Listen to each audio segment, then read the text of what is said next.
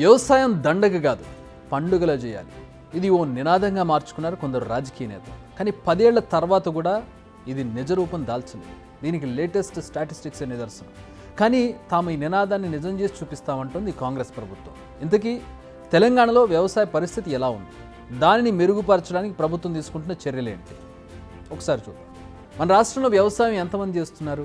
ఈ క్వశ్చన్కి ఆన్సర్ 47.3% మంది. అంటే మన రాష్ట్ర జనాభాలో 47.3 అంటే దాదాపుగా సగం మంది వ్యవసాయం పైన ఆధారపడి జీవనం సాగిస్తున్నారు. ఇది నిజం, అందులో ఎలాంటి డౌట్ లేదు. కానీ ప్రభుత్వానికి వచ్చే ఆదాయంలో వ్యవసాయ రంగం వాటా ఎంత అంటే కేవలం 15.8% మాత్రమే.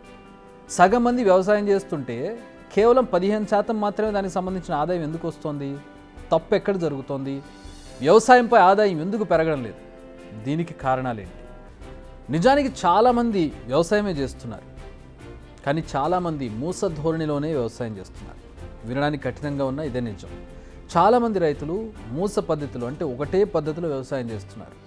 మార్కెట్ దేనికి ఉంది, దేనికి ఎక్కువ ధర వస్తుంది, దేనికి డిమాండ్ ఉంది, నకిలీ విత్తనాల జోలికి వెళ్లకుండా ఉండడం వల్ల భూసార పరీక్షలు చేయించుకోవడం, ఆ భూమికి తగ్గ పంటను పండించడం, హార్టికల్చర్పై ఫోకస్ చేయడం, ఇలాంటివి ఏం లేవు. అంతర పంటల జోలికి వెళ్ళడం లేదు. ప్రభుత్వం నుంచి సరైన ప్రోత్సాహకం కూడా లేదు. ఇన్ని సమస్యలు ఉన్నాయి రైతన్నలకు.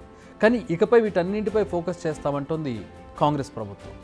ప్రభుత్వం రీసెంట్గా ప్రవేశపెట్టిన బడ్జెట్లో వ్యవసాయ రంగానికి ఏకంగా 72,659 కోట్లు కేటాయించింది. ఇది మొత్తం బడ్జెట్లో రంగానికి కేటాయించిన దాంట్లో సింహభాగం.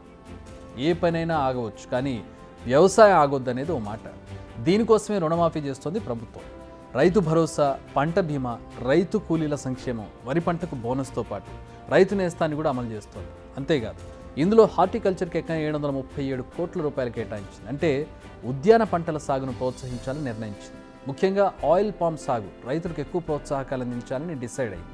దీనివల్ల మార్కెట్ డిమాండ్కు తగ్గట్టుగా ఉత్పత్తి వస్తుంది, రైతులు లాభపడతారు. మన రాష్ట్ర జనాభాలో 47.3% ప్రజలు వ్యవసాయంపై ఆధారపడి జీవనోపాధి పొందుతున్నారు.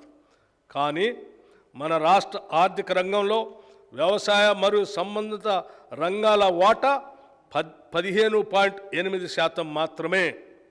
ఈ రంగం యొక్క వాటా పెరిగినప్పుడు రైతుల ఆర్థిక పరిపుష్టికి దారితీస్తుంది. అందుకే మా ప్రభుత్వం రైతుకు అవసరమైన అన్ని విధాల చేయూత అందిస్తుంది. ఇప్పటి వరకు ఏ ప్రభుత్వం చేయనంత సాహసం మేము ఈ బడ్జెట్లో చేస్తున్నాం. మొత్తం ప్రతిపాదిత బడ్జెట్లో సింహభాగం అంటే 72,659 కోట్ల రూపాయలు వ్యవసాయ రంగానికి ప్రతిపాదిస్తున్నాం. ఇది రైతుల తలరాతలు మార్చే ఒక చారిత్రాత్మక నిర్ణయం. భారతదేశ చరిత్రలో వ్యవసాయ రంగానికి ఇది ఒక మైలురాయి. నిజానికి పప్పు ధాన్యాలు, నూనె గింజల విషయంలో ఇప్పటికీ మనం దిగుబడులపైనే ఆధారపడుతున్నాం. వీటి ఉత్పత్తి పెంచడానికి కేంద్ర రాష్ట్ర ప్రభుత్వాలు అనేక చర్యలు తీసుకుంటున్నాయి. వీటికి సంబంధించిన కనీస మద్దతు ధరలు కూడా పెరిగాయి. కానీ చాలామంది రైతులు దీనిపై ఫోకస్ చేయడం లేదు. ఎప్పట్లాగానే వరిని మాత్రమే సాగు చేస్తున్నారు. ఇది మారాలని ప్రభుత్వాలు ఆశిస్తున్నాయి. ప్రస్తుతం రాష్ట్ర ప్రభుత్వం కూడా దీనిపైనే ఫోకస్ చేసింది.